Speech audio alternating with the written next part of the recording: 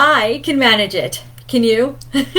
I'm Charlie, we're Colorful Teaching for You, and today we're going to look at how to reduce and manage our stress and anxiety as teachers.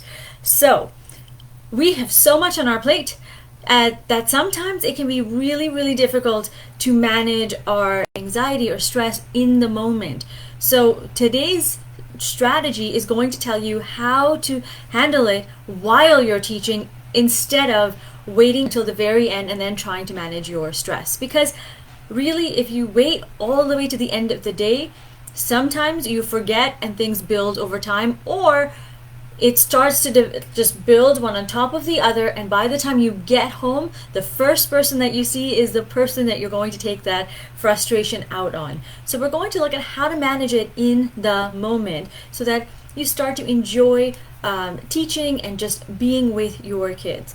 This particular step is also going to help with classroom management while you're in the moment. Okay, so we're going to talk about one strategy today, and then when you've implemented it and it works, then I'd like you to go to my blog at www.colorfulteachingforyou.com/blog, and I'll link to the article in the description as well, where I'm going to outline 4 more strategies for you to use.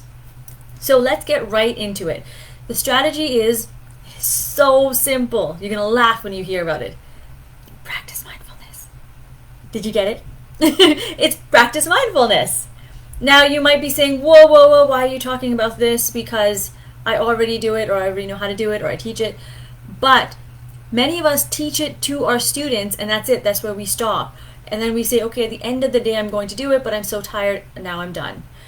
So I want you to practice mindfulness when you're in the classroom. So if you're getting frustrated because perhaps the energy level is really high, especially now in March with spring break around the corner. For me, I've got about a week left.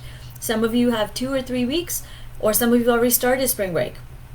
With that energy level going up, your stress level is going up too. So what I want you to do is say, okay, tell your kids, I understand that right now this might be frustrating you, or this might be getting in the way of your learning. So let's take a moment and let's work on developing our strategies for calming ourselves down, either our bodies or our minds.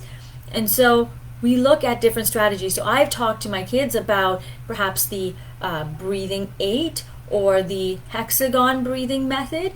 You might talk about reflection, just having some time to calm our minds down, reflect.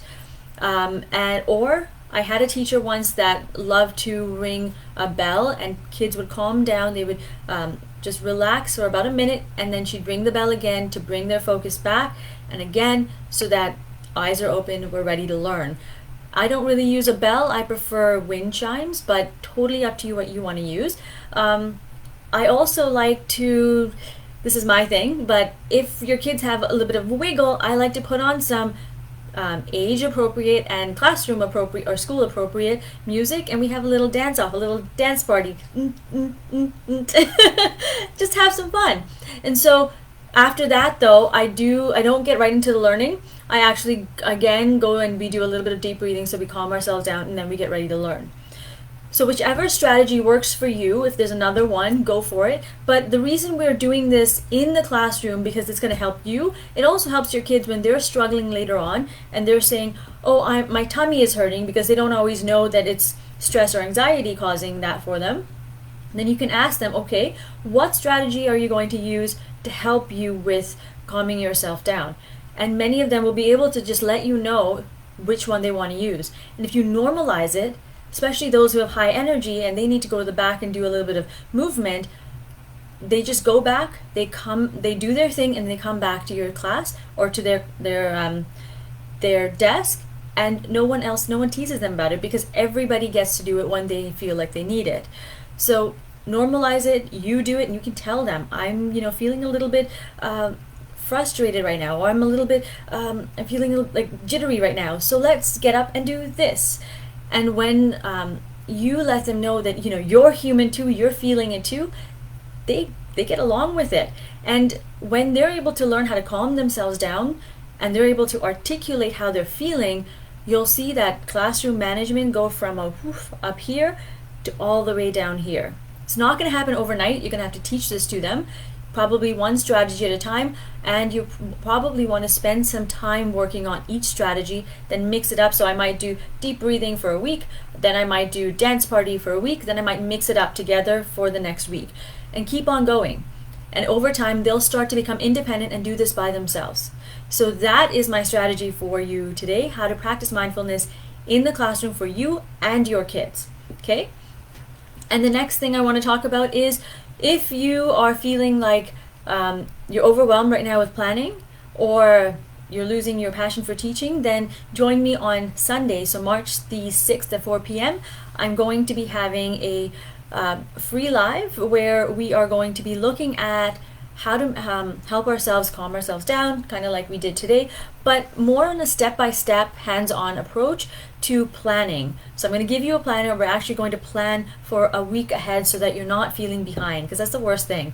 More so if you're a parent, because I know I'm a parent and it can be a lot to have to come home and do some work. So if you're interested in it, I'm going to link to that as well in the description. But in the meantime, I will see you next week. If you have any questions about anything we've talked about today, send me a message, and I look forward to seeing you next week, same time, same place, or on Sunday at 4 p.m. In the meantime, remember to create, experience, and teach from the heart. Thank you so much, my friends, and I will see you later.